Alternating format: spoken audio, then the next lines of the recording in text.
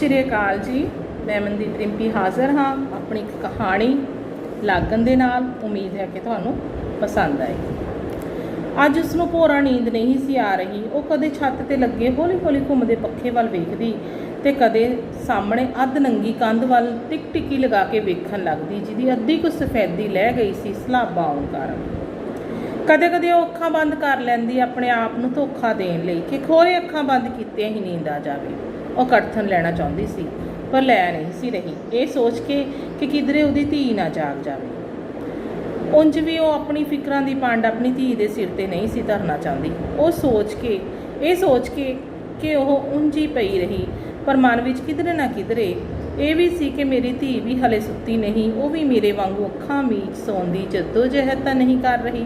फिर वो अपनी माँ बारे सोचण लग पई कि जदों मैं जागदी हुंदी सां तां मेरी माँ दी नींद भी अपने आप किधरे गवाच जाती सी। अज उन्होंने मुड़ मुड़ वो दिन चेते आ रहे सन कि जदों वो 30 नूं टुक गई सी, पर रिश्ते का किते नाथ है नहीं सी जुड़दा। जिथे भी गल तुरदी झट जवाब मिल जाता सी। किन्नी थां देख दिखाई हुई पर हर थां ना ही पल्ले पई। एक दिन फिर अजिहा भी आ गया कि देख दिखाई का चाह मुक्कण दे नाल देख दिखाई के नां ते मन महसूस के रह जाता। भोरा चित ना करदा तैयार होने लई, पर प्यो की घूर वेख तैयार होके बैठ जाती। उंज भी जे देखा जाए तो सरबजीत शक्लो सूरत इनू माड़ी भी नहीं सी। हाँ मन्निया कि परियां वर्गी सोहनी तो नहीं सी, पर फिर भी जदों ला पा के निकलदी तो बथेरी जचदी। उंज भी सुखना 10वीं तक कर ही लई सी, जदों कि उन्हां दी रिश्तेदारी च कोई कुड़ी 8 भी नहीं सी टप्पी। ਜਿਹੜਾ कोई उन्होंने वेखण आउंदा पसंद पता नहीं क्यों नहीं सी करके जांदा। वो हमेशा सोचती। उंज एक दो मुंडिਆਂ ने आप मूहरे होके रिश्ते घल्ले, पर उत्थे रिश्ता करना ਉਹਦੇ ਪਿਓ ਨੂੰ ਗਵਾਰਾ नहीं सी। ਉਹਦਾ ਪਿਓ बहुत ही ਕੱਬੇ ਸੁਭਾਅ ਦਾ ਬੰਦਾ ਸੀ। ਕਹਿੰਦਾ ਸੀ ਲੋਕਾਂ ਨੇ ਕਹਿਣਾ ਕੁੜੀ ਨੇ ਮੁੰਡਾ ਆਪੇ ਪਸੰਦ ਕਰ ਲਿਆ, ਮਾਂ ਪਿਓ ਭਲਾ ਮਰ ਗਏ ਸੀ ਕਿਤੇ। ਨਾਲੇ ਸਾਡੇ ਘਰਾਂ 'ਚ ਨਹੀਂ ਆਪੇ ਪਸੰਦ ਕਰਨ ਵਾਲੇ ਸਾਖ ਪੁੱਗਦੇ, ਅਸੀਂ ਇੱਜ਼ਤਾਂ ਵਾਲੇ ਬੰਦੇ ਹਾਂ। ਸਰਬਜੀਤ ਨੂੰ ਯਾਦ ਹੈ ਕਿ ਸੁਖਜੀਤ ਜਿਹੜੀ ਉਹਦੇ ਨਾਲ ਪੜ੍ਹਦੀ ਸੀ, ਜਦੋਂ ਚਾਈ ਆਪਣੇ ਮਾਮੇ ਦੇ ਮੁੰਡੇ ਦਾ ਸਾਕ ਲਿਆਈ, ਉਹਦੀ ਮਾਂ ਨੇ ਸੁਖਜੀਤ ਨੂੰ ਸਾਫ਼ ਨਾ ਕਰਦੇ ਹੋਏ ਕਿਹਾ, ਧੀਏ ਮੇਰੀ ਕਿਸੇ ਨੇ ਨਹੀਂ ਮੰਨਣੀ, ਤੈਨੂੰ ਇਹਦੇ ਪਿਓ ਦਾ ਤਾਂ ਪਤਾ ਹੀ ਹੈ। ਜੇ ਕਿਧਰੇ ਉਹਦੇ ਕੰਨੀ ਇਹ ਗੱਲ ਪੈ ਗਈ ਤਾਂ ਉਹਨੇ ਸਰਬਜੀਤ ਤੇ ਮੇਰੇ ਹੱਡ ਗੋਡੇ ਭੰਨ ਦੇਣੇ, ਉਹਨੇ ਤਾਂ ਸਾਡਾ ਜੀਣਾ ਦੁੱਬਰ ਕਰ ਦੇਣਾ। ਨਾ ਧੀਏ ਅੱਜ ਤੋਂ ਬਾਅਦ ਜਹੀ ਗੱਲ ਮੂੰਹੋਂ ਨਾ ਕੱਢੀ, ਆਪੇ ਵੇਖੋ ਇਹਦਾ ਪਿਓ ਜਿੱਥੇ ਰਿਸ਼ਤਾ ਕਰਨਾ ਹੋਊ। ਸੁਖਜੀਤ ਨੇ ਚੁੱਪੀ ਵੱਟ ਲਈ, ਮੁੜ ਕਦੇ ਵੀ ਸਰਬਜੀਤ ਲਈ ਕੋਈ ਰਿਸ਼ਤੇ ਦੀ ਗੱਲ ਨਾ ਤੋਰੀ। ਸਰਬਜੀਤ ਦੇ ਪਿਓ ਨੇ ਤਾਂ ਉਹਨੂੰ ਤੇ ਉਹਦੀ ਮਾਂ ਨੂੰ ਸਾਫ਼-ਸਾਫ਼ ਕਹਿ ਰੱਖਿਆ ਸੀ ਕਿ ਜੇ ਕਿਧਰੇ ਬਾਹਰੋਂ ਕੋਈ ਅਜਿਹੀ ਗੱਲ ਸੁਣਨ ਨੂੰ ਮਿਲੀ ਜਿਸ ਨਾਲ ਮੈਨੂੰ ਅੱਖਾਂ ਨੀਵੀਆਂ ਕਰਨੀਆਂ ਪੈਣ, ਤਾਂ ਮੈਂ ਤੁਹਾਡੇ ਦੋਵਾਂ ਮਾਵਾਂ ਧੀਆਂ ਦੇ ਡੱਕਰੇ ਕਰ ਆਪ ਗੱਲ ਫਰਾਹਾ ਲੈ ਕੇ ਮਰਨਾ ਪਸੰਦ ਕਰੂੰ, ਪਰ ਕਿਸੇ ਅੱਗੇ ਅੱਖਾਂ ਨੀਵੀਆਂ ਕਰਕੇ ਨਹੀਂ ਜਿਉਣਾ। ਪਿਓ ਦੇ ਮੂੰਹੋਂ ਨਿਕਲੀਆਂ ਇਹ ਗੱਲਾਂ ਸਰਬਜੀਤ ਲਈ ਪੱਥਰ ਤੇ ਲਕੀਰ ਵਾਂਗੂ ਸਨ। ਉਹਨੇ ਇਹ ਗੱਲਾਂ ਇਸ ਤਰ੍ਹਾਂ ਆਪਣੀ ਰੂਹ ਨਾਲ ਗੁੰਦ ਲਈਆਂ ਕਿ ਉਹ ਕਿਸੇ ਮੁੰਡੇ ਵੱਲ ਅੱਖ ਚੁੱਕ ਕੇ ਵੇਖਣਾ ਤਾਂ ਦੂਰ ਦੀ ਗੱਲ, ਕੋਲੋਂ ਲੰਘਦੀ ਹੋਈ ਵੀ ਕੰਬ ਜਾਂਦੀ ਸੀ। ਉਹ ਦੂਰੋਂ ਹੀ ਨੀਵੀਂ ਪਾ ਲੰਘ ਜਾਂਦੀ। ਜੇ ਕੋਈ ਮੁੰਡਾ ਉਹਦੇ ਨਾਲ ਕੋਈ ਗੱਲ ਕਰਨ ਦੀ ਕੋਸ਼ਿਸ਼ ਵੀ ਕਰਦਾ ਤਾਂ ਉਹ ਘਬਰਾ ਕੇ ਪਾਸਾ ਵੱਟ ਲੈਂਦੀ। ਉਹਦੇ ਹਾਣ ਦੀਆਂ ਕੁੜੀਆਂ ਉਹਨੂੰ ਵੇਖ ਹੱਸਦੀਆਂ ਤੇ ਆਖਦੀਆਂ, ਤੈਨੂੰ ਅਗਲੇ ਨੇ ਖਾ ਲੈਣਾ ਸੀ। ਜੇ ਕੋਈ ਗੱਲ ਕਰਨੀ ਚਾਹੁੰਦਾ ਸੀ ਤਾਂ ਸੁਣ ਤਾਂ ਲੈਂਦੀ, ਖੋਰੇ ਕਿੰਨੀ ਕੁ ਜ਼ਰੂਰੀ ਗੱਲ ਹੋਵੇ। ਪਰ ਸਰਬਜੀਤ ਬੁੱਲਾਂ ਤੇ ਚੁੱਪ ਦੀ ਪਰਤ ਧਰੀ ਰੱਖਦੀ। ਉਹਨੂੰ ਅਜਿਹਾ ਹਾਸਾ ਮਜ਼ਾਕ ਚੰਗਾ ਨਾ ਲੱਗਦਾ। ਉਹ ਆਪਣੇ ਕੰਮ ਤੱਕ ਮਤਲਬ ਰੱਖਦੀ। ਜਦੋਂ ਉਹਦੀ ਸਹੇਲੀ ਸੁਖਜੀਤ ਵਿਆਹ ਤੋਂ ਬਾਅਦ ਪਹਿਲੀ ਵਾਰ ਉਹਨੂੰ ਮਿਲਣ ਆਈ, ਉਹਦੇ ਪਾਇਆ ਸਿਲਕ ਦਾ ਗੁਲਾਬੀ ਰੰਗ ਦਾ ਸੂਟ ਅਤੇ ਤਿੱਲੇਦਾਰ ਜੁੱਤੀ ਵਿੱਚ ਉਹ ਇੰਨੀ ਸੋਹਣੀ ਲੱਗੀ ਕਿ ਉਹਦੇ ਵੱਲ ਨੀਝ ਲਾ ਕੇ ਵੇਖਦੀ ਰਹੀ। ਸੁਖਜੀਤ ਉਹਨੂੰ ਹੱਸ ਕੇ ਆਖਣ ਲੱਗੀ, ਮੇਰਾ ਸੂਟ ਤੇ ਜੁੱਤੀ ਨਾ ਵੇਖੀ, ਜਦੋਂ ਤੂੰ ਮੁਕਲਾਵੇ ਜਾਣਾ ਤੈਨੂੰ ਵੀ ਸਿਲਕ ਦਾ ਸੂਟ ਤੇ ਪੰਜਾਬੀ ਤਿੱਲੇ ਦੀ ਕੱਢੀ ਹੋਈ ਜੁੱਤੀ ਮਿਲਣੀ ਸ਼ਗਨਾਂ 'ਚ। ਸਰਬਜੀਤ ਦੇ ਮਨ ਵਿੱਚ ਤਿੱਲੇਦਾਰ ਪੰਜਾਬੀ ਜੁੱਤੀ ਤੇ ਸਿਲਕ ਦੇ ਸੂਟ ਦੀ ਰੀਝ ਕੜਥਨਾ ਲੈਣ ਲੱਗੀ।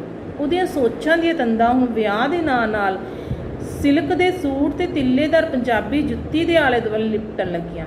ਹੁਣ ਜਦੋਂ ਵੀ ਉਹਦੇ ਵਿਆਹ ਦੀ ਗੱਲ ਤੁਰਦੀ ਤਾਂ ਉਹਦੀਆਂ ਅੱਖਾਂ ਮੋਹਰੇ ਸਿਲਕ ਦਾ ਸੂਟ ਤੇ ਪੰਜਾਬੀ ਤਿੱਲੇਦਾਰ ਜੁੱਤੀ ਪਹਿਲਾਂ ਘੁੰਮਣ ਲੱਗਦੀ। ਜਦੋਂ ਰਿਸ਼ਤੇ ਦੀ ਗੱਲ ਸਿਰੇ ਨਾ ਚੜ੍ਹਦੀ ਤਾਂ ਉਹ ਖਿਝ ਜਾਂਦੀ। ਇੱਕ ਦਿਨ ਇੱਕ ਮੁੰਡਾ ਉਹਨੂੰ ਵੇਖਣ ਆਇਆ ਤੇ ਝੱਟ ਨਾਂਹ ਵਿੱਚ ਸਿਰ ਮਾਰ ਗਿਆ। ਤਾਂ ਸਰਬਜੀਤ ਸੋਚਾਂ ਵਿੱਚ ਪੈ ਗਈ ਕਿ ਆਪ ਕਿੰਨਾ ਕੁ ਸੋਹਣਾ ਸੁਨੱਖਾ ਸੀ। ਪੱਕਾ ਰੰਗ, ਮੋਟੇ ਨੈਣ ਨਕਸ਼ ਤੇ ਆਵਾਜ਼ ਗਲੇ 'ਚੋਂ ਜ਼ੋਰ ਲਾਇਆ ਮਸਾਂ ਹੀ ਨਿਕਲਦੀ ਸੀ। ਕਈ ਵਾਰ ਤਾਂ ਉਹਨੂੰ ਆਪਣੇ ਪਿਓ 'ਤੇ ਵੀ ਗੁੱਸਾ ਆਉਂਦਾ ਕਿ ਕਿਹੋ ਜਿਹੇ ਨਾਲ ਉਹਦਾ ਸਾਫ਼ ਕਰਨ ਲੱਗਿਆ ਸੀ, ਪਰ ਪਿਓ ਦੀਆਂ ਅੱਖਾਂ ਵੇਖ ਡਰ ਜਾਂਦੀ ਅਤੇ ਚੁੱਪਚਾਪ ਸਿਰ 'ਤੇ ਚੁੰਨੀ ਲੈ ਨੀਵੀਂ ਪਾ ਬੈਠ ਜਾਂਦੀ। ਫਿਰ ਉਹ ਆਪਣੇ ਮਨ ਨੂੰ ਸਮਝਾਉਣ ਲਈ ਸਿਲਕ ਦੇ ਸੂਟ ਅਤੇ ਤਿੱਲੇਦਾਰ ਜੁੱਤੀ ਬਾਰੇ ਹੀ ਸੋਚਣ ਲੱਗਦੀ। ਪਤਾ ਨਹੀਂ ਕਿੰਨੇ ਕੁ ਮੁੰਡੇ ਸਰਬਜੀਤ ਦੇ ਪਿਓ ਨੇ ਪਸੰਦ ਕੀਤੇ, ਪਰ ਦੇਖ ਦਿਖਾਈ ਤੋਂ ਅੱਗੇ ਗੱਲ ਨਾ ਤੁਰਦੀ। ਹੁਣ ਇੱਕ ਮੁੰਡਾ ਹੋਰ ਉਹਦੇ ਪਿਓ ਨੂੰ ਜੱਚ ਗਿਆ ਸੀ। ਤਿੱਖੇ ਨੈਣ ਨਕਸ਼, ਸੋਹਣਾ ਸੁਨੱਖਾ, ਪਰ ਗੱਲ ਮੁੰਡੇ ਦੀ ਪਸੰਦ ਨਾਪਸੰਦ ਤੇ ਅੜੀ ਸੀ। ਸਰਬਜੀਤ ਤੇ ਉਹਦੀ ਮਾਂ ਘਬਰਾਈਆਂ ਹੋਈਆਂ ਸਨ। ਮੁੰਡਾ ਤੇ ਉਹਦੀ ਭਰਜਾਈ ਮੋਗੇ ਤੋਂ ਸਰਬਜੀਤ ਨੂੰ ਵੇਖਣ ਆਏ। ਸਰਬਜੀਤ ਹਮੇਸ਼ਾ ਦੀ ਤਰ੍ਹਾਂ ਨੀਵੀਂ ਪਾਈ ਬੈਠੀ ਰਹੀ।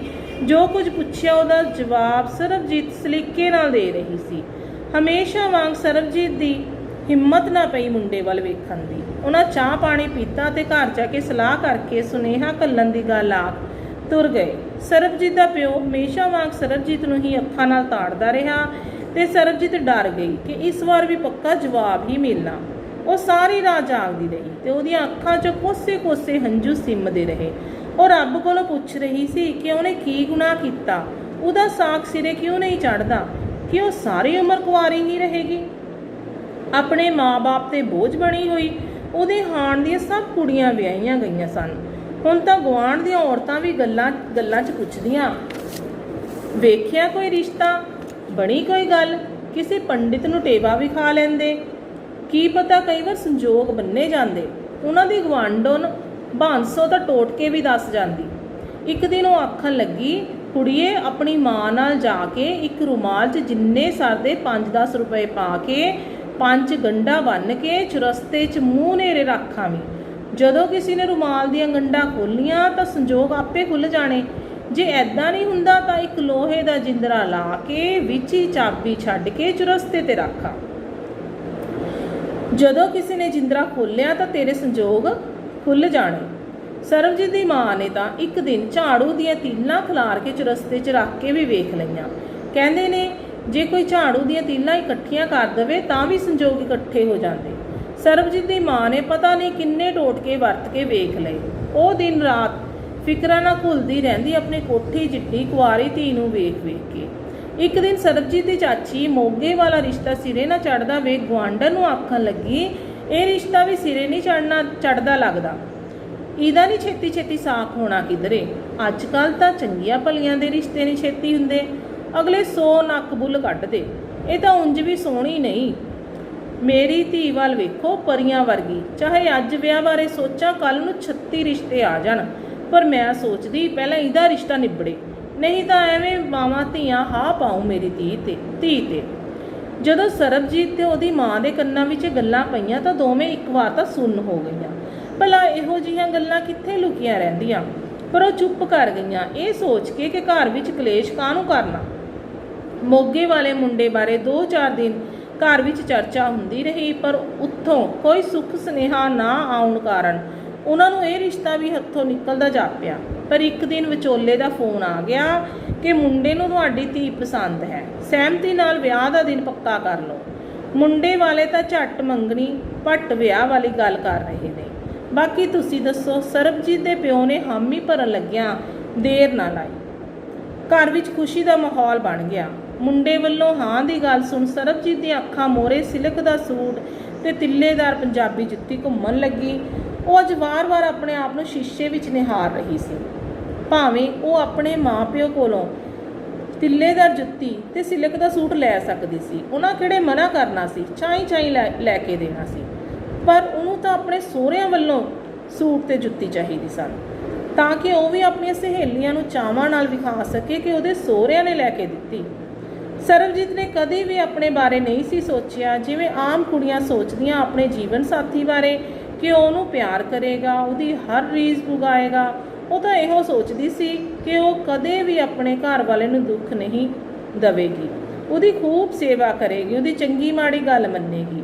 ਜੇ ਮੈਂ ਉਸ ਨਾਲ ਚੰਗਾ ਨਿਭਾਂਗੀ ਤਾਂ ਭਲਾ ਉਹ ਮੇਰੇ ਨਾਲ ਮਾੜਾ ਕਿਵੇਂ ਹੋ ਸਕਦਾ ਹੈ।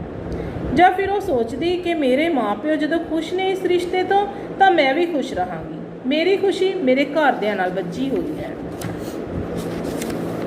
ਸਰਬਜੀਤ ਆਪਣੇ ਪਿਓ ਨੂੰ ਖੁਸ਼ ਵੇਖ ਕੇ ਖੁਸ਼ ਸੀ ਤੇ ਉਹਦੀ ਮਾਂ ਆਪਣੀ ਧੀ ਦੇ ਚਿਹਰੇ ਤੇ ਰੀਝਾਂ ਤੇ ਚਾਵਾਂ ਦੇ ਰੰਗ ਵੇਖ ਕੇ।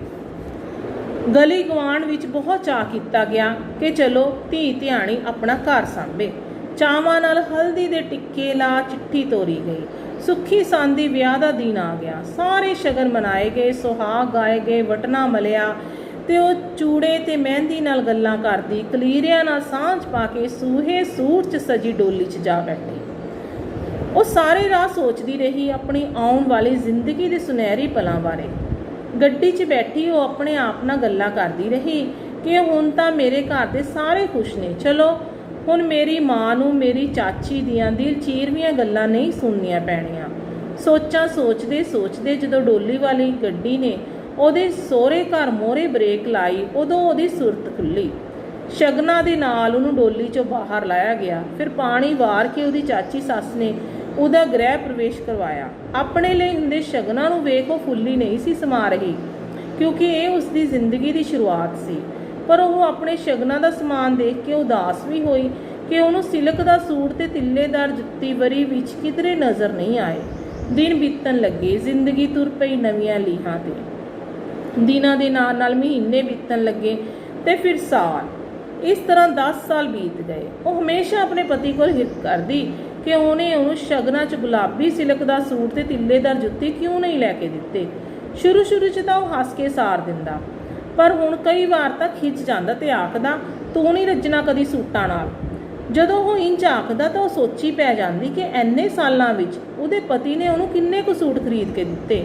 ਉਹਨਾਂ ਦੀ ਗਿਣਤੀ ਤਾਂ ਉਹ ਉਂਗਲਾਂ ਤੇ ਕਰ ਲੈਂਦੀ, ਕਿਉਂਕਿ ਉਹ ਤਾਂ ਹੁਣ ਤੱਕ ਤਕਰੀਬਨ ਆਏ ਗਏ ਕੱਪੜੇ ਜਾਂ ਫਿਰ ਆਪਣੇ ਪੇਕਿਆਂ ਤੋਂ ਕਿਸੇ ਤਿੱਥ ਤਿਉਹਾਰ ਤੇ ਮਿਲੇ ਕੱਪੜੇ ਹੀ ਹੰਢਾਉਂਦੀ ਰਹੀ ਸੀ। ਇਹਨਾਂ 10 ਸਾਲਾਂ ਵਿੱਚ ਉਹਨੂੰ ਸਿਲਕ ਦਾ ਸੂਟ ਤੇ ਤਿੱਲੇਦਾਰ ਜੁੱਤੀ ਨਾ ਜੁੜੀ। ਉਹ ਹਮੇਸ਼ਾ ਆਪਣੇ ਪਤੀ ਨੂੰ ਆਖਦੀ ਕਿ ਉਹਨੂੰ ਬੜੀ ਰੀਝ ਸੀ ਕਿ ਉਹਦੇ ਸਹੁਰਿਆਂ ਤੋਂ ਉਹਨੂੰ ਸਿਲਕ ਦਾ ਸੂਟ ਤੇ ਤਿੱਲੇਦਾਰ ਜੁੱਤੀ ਮਿਲਦੀ। ਉਹ ਪਤੀ ਦੀ ਖੁਸ਼ੀ 'ਚ ਖੁਸ਼ ਸੀ ਤੇ ਉਹਦੇ ਦੁੱਖ 'ਚ ਦੁਖੀ। ਪਤੀ ਦੇ ਕੱਬੇ ਸੁਭਾਅ ਨੂੰ ਹੱਸ ਕੇ ਜਾਰ ਲੈਂਦੀ, ਭਾਵੇਂ ਉਹ ਉਸਦੀ ਲਾਪਾ ਕਰਨ ਲੱਗਿਆ ਦੇਰ ਨਾ ਲਾਉਂਦਾ, ਪਰ ਉਹ ਹੱਸ ਕੇ ਸਾਰ ਦਿੰਦੀ। ਕਦੇ ਮੋੜਵਾਂ ਜਵਾਬ ਨਾ ਦਿੰਦੀ। ਡਰਦੀ ਸੀ ਪੇਕਿਆਂ 'ਚ ਵੀ ਪਿਓ ਦੇ ਭਾਂਬੜ ਵਰਗੇ ਗੁੱਸੇ ਤੋਂ ਕਿ ਉਹਨੇ ਵੀ ਪੇਕੇ ਵੜਨ ਨਹੀਂ ਦੇਣਾ ਮੈਨੂੰ। ਇਸ ਕਰਕੇ ਆਪਣੀ ਕਿਸਮਤ ਮੰਨ ਕੇ ਸਹਿ ਲੈਂਦੀ ਸੀ ਸਭ ਕੋੜਾ ਕੁਸੈਲਾ। ਉਹਦਾ ਪਤੀ ਪਿੰਡੋਂ ਦੂਰ ਸ਼ਹਿਰ ਵਿੱਚ ਆਪਣੇ ਵੱਡੇ ਭਰਾ ਦੀ ਦੁਕਾਨ ਤੇ ਉਹਦਾ ਹੱਥ ਵਟਾਉਂਦਾ ਸੀ। ਭਰਾ ਮਹੀਨੇ ਦਾ ਰਾਸ਼ਨ ਪਾਣੀ ਦੇ ਦਿੰਦਾ ਤੇ ਘਰ ਦਾ ਮਾੜਾ ਮੋਟਾ ਖਰਚ। ਦੁੱਧ ਲਈ ਉਹਨੇ 2 ਮੱਝਾਂ ਰੱਖੀਆਂ ਹੋਈਆਂ ਸਨ। ਘਰ ਦੁੱਧ ਵਰਤ ਕੇ ਬਚਦਾ ਦੁੱਧ ਡਾਇਰੀ 'ਚ ਪਾ ਦਿੰਦੀ। ਸਰਬਜੀਤ ਲਾਡਾ ਚਾਵਾਂ ਨਾਲ ਉੱਪਰੋਂ ਥਲੀ ਹੋਏ ਦੋਵਾਂ ਬੱਚਿਆਂ ਨੂੰ ਪਾਲਣ ਲੱਗੀ। ਜਦੋਂ ਵਾਢੀ ਹੁੰਦੀ, ਨਾ ਧੁੱਪ ਵੇਖਦੀ ਨਾ ਛਾਂ, ਦਾਣੇ ਖਾਣ ਜੋਗੇ ਇਕੱਠੇ ਕਰ ਹੀ ਲੈਂਦੀ। ਸੋਹਣੀ ਦਿਨ ਕੱਟੀ ਹੋ ਰਹੀ ਸੀ। ਕਦੇ ਕਦਾਈ ਜੇਠ ਜਠਾਣੀ ਵੀ ਪਿੰਡ ਗੇੜਾ ਮਾਰ ਜਾਂਦੇ। ਜਦੋਂ ਉਹ ਪਿੰਡ ਆਉਂਦੇ, ਸਰਬਜੀਤ ਦੇ ਚਾਅ ਨਾ ਸਾਂਭੇ ਜਾਂਦੇ। ਉਹ ਭੱਜੀ ਫਿਰਦੀ ਆਪਣੀ ਜਠਾਣੀ ਦੇ ਅੱਗੇ ਪਿੱਛੇ। ਸਰਬਜੀਤ ਦਾ ਪਤੀ ਜ਼ਿਆਦਾਤਰ ਆਪਣੇ ਭਰਾ ਦੇ ਘਰ ਹੀ ਰਹਿੰਦਾ ਸੀ। ਉਹ ਹਫ਼ਤੇ ਕੁ ਬਾਅਦ ਪਿੰਡ ਸੌਦਾ ਪੱਤਾ ਦੇਣ ਆਉਂਦਾ ਤੇ ਇੱਕ ਅੱਧਾ ਦਿਨ ਘਰ ਗੁਜ਼ਾਰ ਕੇ ਚਲਿਆ ਜਾਂਦਾ। ਜਵਾਕ ਵੱਡੇ ਹੋ ਰਹੇ ਸਨ। ਸਿਆਣੇ ਅਕਸਰ ਕਹਿੰਦੇ ਨੇ, ਜਦੋਂ ਜਵਾਕ ਵੱਡੇ ਹੋਣ ਲੱਗਣ ਤਾਂ ਫਿਰ ਮਾਂ ਦੇ ਲਾਡ ਦੇ ਨਾਲ ਪਿਓ ਦੀ ਘੂਰ ਦਾ ਹੋਣਾ ਵੀ ਜ਼ਰੂਰੀ ਹੁੰਦਾ। ਪਰ ਜੇ ਵੇਖਿਆ ਜਾਵੇ ਤਾਂ ਸਰਬਜੀਤ ਇਕੱਲੀ ਹੀ ਪਾਲ ਰਹੀ ਸੀ ਜਵਾਕਾਂ ਨੂੰ, ਉਹ ਵੀ ਆਪਣੇ ਪਤੀ ਨੂੰ ਕਦੇ ਕੋਈ ਸ਼ਿਕਾਇਤ ਕੀਤਿਆਂ ਬਗੈਰ। ਪਿਛਲੇ ਮਹੀਨੇ ਉਹਦਾ ਪਤੀ ਤੜਕੇ ਹੀ ਉਹਦੇ ਜੇਠ ਜਠਾਣੀ ਦੇ ਆਉਣ ਦਾ ਸੁਨੇਹਾ ਲੈ ਕੇ ਆਇਆ। ਉਹਨਾਂ ਦੇ ਘਰ ਆਉਣ ਦੀ ਗੱਲ ਸੁਣ ਸਰਬਜੀਤ ਨੂੰ ਚਾਅ ਜਿਹਾ ਚੜ੍ਹ ਗਿਆ, ਕਿਉਂਕਿ ਉਹਦੀ ਜਠਾਣੀ ਕਿਸੇ ਖਾਸ ਮੌਕੇ ਤੇ ਹੀ ਪਿੰਡ ਆਉਂਦੀ ਸੀ। ਉਹ ਸੋਚਾਂ 'ਚ ਪੈ ਗਈ ਕਿ ਅਜਿਹਾ ਕਿਹੜਾ ਖਾਸ ਮੌਕਾ ਆਉਣ ਵਾਲਾ ਹੈ। ਫਿਰ ਅਚਾਨਕ ਉਹਦਾ ਧਿਆਨ ਰਸੋਈ ਵੱਲ ਦੌੜਿਆ ਤੇ ਉਹ ਆਪਣੇ ਪਤੀ ਨੂੰ ਸੌਦਿਆਂ ਬਾਰੇ ਪੁੱਛਣ ਲੱਗੀ ਕਿ ਇਸ ਵਾਰ ਖਾਲੀ ਹੱਥ ਹੀ ਆ ਗਏ। ਤਾਂ ਉਹਦਾ ਪਤੀ ਆਖਣ ਲੱਗਿਆ, ਵੀਰੇ ਨੇ ਹਲੇ ਪੈਸੇ ਨਹੀਂ ਦਿੱਤੇ, ਖਾਲੀ ਹੱਥ ਤੜਕੇ ਕਿਹੜੀ ਦੁਕਾਨ ਤੇ ਜਾ ਕੇ ਖੜ ਜਾਂਦਾ। ਪਤੀ ਦੇ ਮੂੰਹੋਂ ਇਹ ਗੱਲਾਂ ਸੁਣ ਉਹ ਰਸੋਈ ਵੱਲ ਤੁਰ ਪਈ ਤੇ ਚਾਹ ਧਰਨ ਲੱਗੀ। ਪਰ ਜਦੋਂ ਚਾਹ ਪੱਤੀ ਵਾਲੇ ਡੱਬੇ 'ਚ ਹੱਥ ਮਾਰਿਆ ਤਾਂ ਖਾਲੀ ਵੇਖ ਝੱਟ ਆਪਣੀ ਗਵਾਂਢਣ ਹਰਨਾਮੋ ਦਾ ਬੂਹਾ ਜਾ ਖੜਕਾਇਆ। ਚਾਹ ਬਣਾਉਂਦੇ ਹੋਏ ਉਹ ਆਪਣੇ ਘਰ ਦੀ ਖਸਤਾ ਹਾਲਤ ਬਾਰੇ ਸੋਚਣ ਲੱਗੀ। ਉਹ ਸੋਚਣ ਲੱਗੀ ਕਿ ਉਹਦਾ ਪਤੀ ਤੇ ਉਹਦਾ ਜੇਠ ਇੱਕੋ ਪਿਓ ਦੇ ਪੁੱਤ, ਪਰ ਕਿੰਨਾ ਫਰਕ। ਭਾਵੇਂ ਮੇਰਾ ਪਤੀ ਮੇਰੇ ਜੇਠ ਕੋਲ ਦਿਨ ਰਾਤ ਕੰਮ ਕਰਦਾ, ਪਰ ਫੇਰ ਵੀ ਸਾਨੂੰ 2 ਵਕਤ ਦੀ ਰੋਟੀ ਨਹੀਂ ਚੱਜ ਨਾਲ ਜੁੜਦੀ। ਚਲੋ ਕਰਮ ਆਪੋ ਆਪਣੇ। ਫਿਰ ਸੋਚਦੀ ਅਗਲੇ ਨੂੰ ਵੀ ਸੋਚਣਾ ਚਾਹੀਦਾ ਹੈ ਕਿ ਸਭ ਦੇ ਢਿੱਡ ਲੱਗੇ ਹੋਏ ਨੇ ਤੇ ਢਿੱਡ ਰੋਟੀ ਮੰਗਦਾ। ਫਿਰ ਅਚਨਚੇਤ ਉਹਦੀ ਸੋਚਾਂ ਦੀ ਤੰਦ ਜਠਾਣੀ ਨਾਲ ਜਾ ਜੁੜੀ ਕਿ ਨਾਮ ਵੀ ਰਾਣੀ ਤੇ ਉਂਝ ਵੀ ਰਾਣੀ, ਕਦੇ ਹਲਕਾ ਕੱਪੜਾ ਨਹੀਂ ਪਾਇਆ ਦੇਖਿਆ, ਨਿੱਤ ਨਵਾਂ ਤੇ ਨਵਾਂ ਕੱਪੜਾ ਹੰਢਾਉਂਦੀ। ਪਤੀ ਨੂੰ ਚਾਹ ਦਾ ਗਲਾਸ ਫੜਾ ਰੋਟੀ ਨਾਲ ਕੀ ਧਰੇ ਸੋਚਣ ਲੱਗੀ। ਅੱਜ ਤਾਂ ਘਰ 'ਚ ਦਾਲ ਵੀ ਨਹੀਂ। ਗਰੀਬ ਦਾ ਕੀ ਹੈ, ਉਹ ਤਾਂ ਅਚਾਰ ਨਾਲ ਵੀ ਰੋਟੀ ਦੀ ਬੁਰਕੀ ਖਾ ਲੈਂਦਾ। ਗਰੀਬ ਨੇ ਤਾਂ ਢਿੱਡ ਹੀ ਭਰਨਾ ਹੁੰਦਾ, ਢਿੱਡ ਭਰਿਆ ਬਿਨਾ ਸਰਦਾ ਜੋ ਨਹੀਂ। ਜੇ ਸਰਦਾ ਹੁੰਦਾ ਤਾਂ ਪਾਣੀ ਦੇ ਘੁੱਟ ਨਾਲ ਹੀ ਸਬਰ ਕਰ ਲੈਂਦਾ। ਔਰ ਰਸੋਈ 'ਚ ਬਾਰੀ ਤੇ ਅਖਬਾਰ ਹੇਠਾਂ ਹੱਥ ਮਾਰ ਲੱਭਣ ਲੱਗੀ ਜੇ ਕੋਈ ਰੁਪਇਆ ਲੱਭ ਜਾਵੇ। ਉਹ ਕਦੇ ਕਦਾਏ ਉੱਥੇ ਪੈਸਾ ਧੇਲਾ ਰੱਖ ਦਿੰਦੀ ਸੀ ਜਿਹੜਾ ਅੜਦੇ ਤੁੜਦੇ ਨੂੰ ਕੰਮ ਆ ਜਾਂਦਾ ਸੀ, ਤੇ ਅੱਜ ਵੀ ਸਰ ਗਿਆ। ਬਾਰੀ 'ਚੋਂ 50 ਰੁਪਏ ਦਾ ਨੋਟ ਚੁੱਕ ਉਹਨੇ ਆਪਣੇ ਪੁੱਤ ਕਰਮੇ ਨੂੰ ਹਾਕ ਮਾਰੀ ਕਿ ਹੱਟੀ ਤੋਂ ਜਾ ਕੇ 50 ਦੀ ਦਾਲ ਮਾਹਾਂ ਦੀ ਦਾਲ ਲੈ ਆਵੇ, ਤਾਂ ਜੋ ਜੇਠ ਜਠਾਣੀ ਲਈ ਦਾਲ ਚੁੱਲ੍ਹੇ ਤੇ ਧਰ ਦੇ, ਉਹਨਾਂ ਦੇ ਆਉਂਦਿਆਂ ਤੱਕ ਦਾਲ ਰਿੱਝ ਜਾਵੇ। ਇਸ ਵਾਰ ਜਦੋਂ ਸਰਬਜੀਤ ਦੀ ਜਠਾਣੀ ਪਿੰਡ ਆਈ, ਉਹਨੂੰ ਵੇਖ ਕੇ ਸਰਬਜੀਤ ਨੂੰ ਆਪਣੀ ਅਧੂਰੀ ਸਹਿਕ ਦੀ ਰੀਝ ਚੇਤੇ ਆ ਗਈ। ਉਹਦੀ ਜਠਾਣੀ ਰਾਣੀ ਦੇ ਸਿਲਕ ਦਾ ਸੂਟ ਪਾਇਆ ਵੇਖ ਉਹਦੀ ਨਿਗਾਹ ਪੈਂਦੇ ਸਾਰ ਉਹਦੇ ਪੈਰਾਂ ਤੇ ਜਾ ਪਈ। ਉਹਦੇ ਪੰਜਾਬੀ ਤਿੱਲੇ ਦੀ ਕੱਢੀ ਜੁੱਤੀ ਖੂਬ ਜੱਚ ਰਹੀ ਸੀ। ਸਰਬਜੀਤ ਦੇ ਮਨ ਨੂੰ ਅਧੀਰੀ ਰੀਝ ਦੇ ਪਰਛਾਵੇਂ ਦੇ ਸੇਕ ਨੇ ਘੇਰ ਲਿਆ। ਉਹ ਆਪਣੇ ਪੈਰਾਂ ਵਿੱਚ ਪਾਈ ਹੋਈ ਘਸੀ ਗੋਹੇ ਨਾਲ ਲਿਬੜੀ ਕੈਂਚੀ ਚੱਪਲ ਨੂੰ ਘੂਰਨ ਲੱਗੀ। ਉਹਦੀ ਜਠਾਣੀ ਅੱਜ ਆਪਣੀ ਧੀ ਦੇ ਪੱਕੇ ਹੋਏ ਸਾਕ ਦੀ ਖੁਸ਼ੀ ਸਾਂਝੀ ਕਰਨ ਆਈ ਸੀ। ਜਦੋਂ ਉਹਦੀ ਜਠਾਣੀ ਰਾਣੀ ਨੇ ਉਹਨੂੰ ਅਗਲੇ ਮਹੀਨੇ ਵਿਆਹ ਬਾਰੇ ਦੱਸਿਆ ਤਾਂ ਸਰਬਜੀਤ ਨੂੰ ਚਾਅ ਚੜ੍ਹ ਗਿਆ। ਉਹ ਆਖਣ ਲੱਗੀ, ਚਲੋ ਚੰਗਾ, ਧੀਆਂ ਦੇ ਸਾਕ ਤਾਂ ਜਿੰਨੀ ਛੇਤੀ ਹੋ ਜਾਣ ਉਨਾ ਚੰਗਾ, ਉਮਰ ਸਿਰ ਸਾਕ ਵਧੀਆ ਰਹਿੰਦੇ।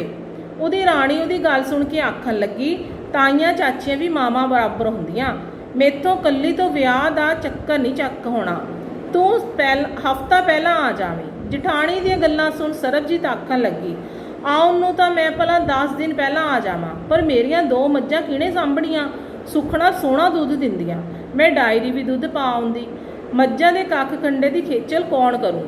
ਸਰਬਜੀਤ ਦੀ ਗੱਲ ਸੁਣ ਰਾਣੀ ਆਖਣ ਲੱਗੀ, ਇਹ ਮੈਨੂੰ ਨਹੀਂ ਪਤਾ, ਜੇ ਤੇਰੀ ਆਪਣੀ ਧੀ ਦਾ ਵਿਆਹ ਹੁੰਦਾ ਫੇਰ ਵੀ ਭਲਾ ਤੂੰ ਇਦਾਂ ਹੀ ਆਖਦੀ, ਮਰਜ਼ੀ ਤੇਰੀ, ਮੇਰਾ ਭਲਾ ਕੀ ਜ਼ੋਰ ਤੇਰੇ ਤੇ। ਆਪਣੀ ਜਠਾਣੀ ਰਾਣੀ ਦੀਆਂ ਇੰਨੇ ਮਾਣ ਅਤੇ ਹੱਕ ਭਰੀਆਂ ਗੱਲਾਂ ਸੁਣ ਸਰਬਜੀਤ ਨੇ ਉਹਨੂੰ ਜ਼ੁਬਾਨ ਦੇ ਦਿੱਤੀ ਕਿ ਉਹ ਹਫ਼ਤਾ ਪਹਿਲਾਂ ਆ ਜਾਵੇਗੀ।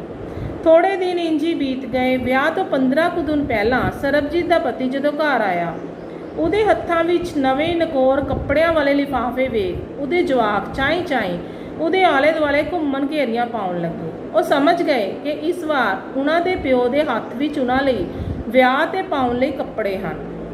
ਸਰਬਜੀਤ ਦੇ ਮਨ ਅੰਦਰ ਵੀ ਰੀਝ ਉੱਠ ਖੜੀ ਹੋਈ ਲਿਫਾਫੇ ਵਿਚਲੇ ਕੱਪੜੇ ਵੇਖਣ ਦੀ।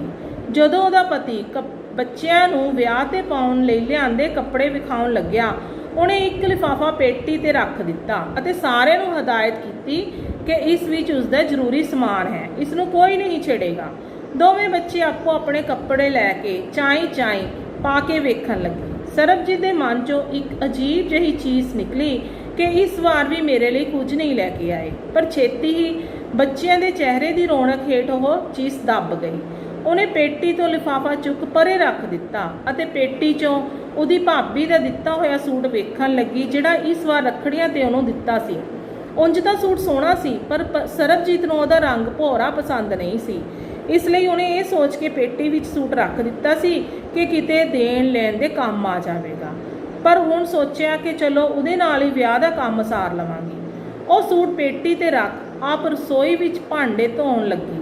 ਉਹਨੇ ਸੋਚਿਆ ਕਿ ਆਪਣੀ ਗੁਆਂਢਣ ਹਰਨਾਮ ਕੌਰ ਦੀ ਨੂੰਹ ਤੋਂ ਸੂਟ ਸਿਉਣ ਲਈ ਦੇ ਆਵੇ, ਨੂੰਹ ਨੂੰ ਸੂਟ ਸਿਉਣ ਲਈ ਦੇ ਆਵੇ।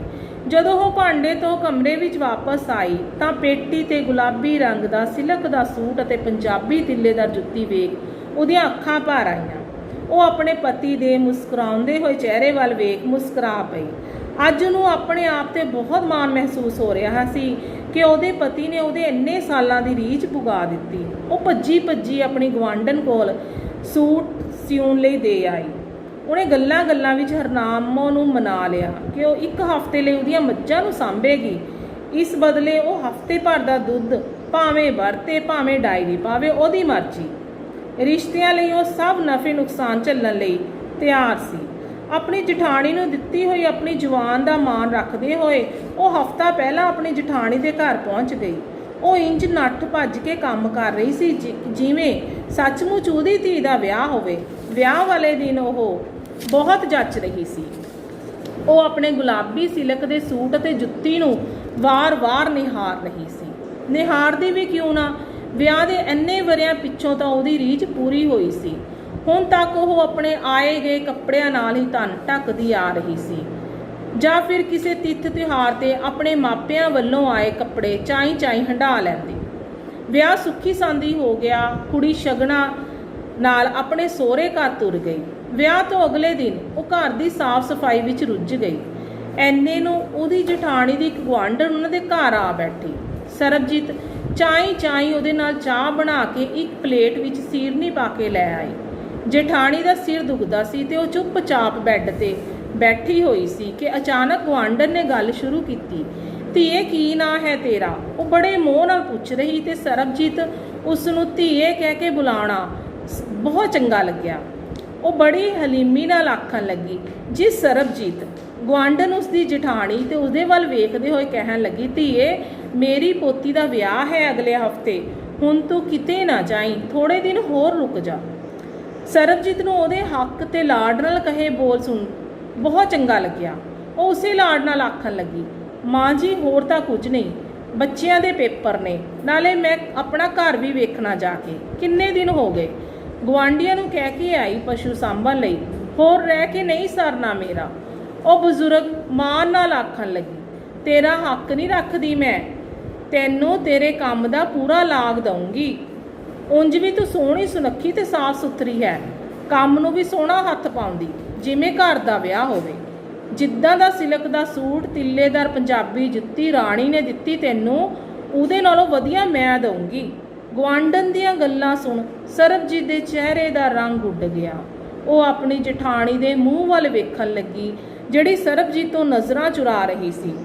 ਸਰਬਜੀਤ ਚੁੱਪਚਾਪ ਬਿਨਾਂ ਕੁਝ ਆਖਿਆਂ ਉੱਥੋਂ ਉੱਠ ਅੰਦਰ ਚਲੀ ਗਈ ਤੇ ਆਪਣਾ ਸਮਾਨ ਪੈਕ ਕਰ ਜਦੋਂ ਤੁਰਨ ਲੱਗੀ ਤਾਂ ਆਪਣੇ ਘਰ ਵਾਲੇ ਨੂੰ ਸਿਲਕ ਦਾ ਸੂਟ ਤੇ ਜੁੱਤੀ ਫੜਾਉਂਦੇ ਹੋਏ ਆਖਣ ਲੱਗੀ, ਕੁਝ ਰੀਝਾਂ ਅਧੂਰੀਆਂ ਹੀ ਚੰਗੀਆਂ ਉਹਨਾਂ ਪੂਰੀਆਂ ਰੀਝਾਂ ਨਾਲੋਂ ਜਿਹੜੀਆਂ ਰੂਹ ਤੇ ਕੰਡਿਆਂ ਵਾਂਗੂ ਜ਼ਿੰਦਗੀ ਭਰ ਚੁੱਭਦੀਆਂ ਰਹਿਣ, ਤੇ ਅਜਿਹੀਆਂ ਰੀਝਾਂ ਦੀ ਕੀਮਤ ਲਾਉਣੀ ਆਪਣੇ ਵੱਸ ਵਿੱਚ ਨਹੀਂ ਹੁੰਦੀ। ਉਹ ਆਪਣੇ ਦੋਵੇਂ ਜਵਾਕਾਂ ਨਾਲ ਬੱਸ ਅੱਡੇ ਵੱਲ ਤੁਰ ਪਈ। ਧੰਨਵਾਦ ਜੀ।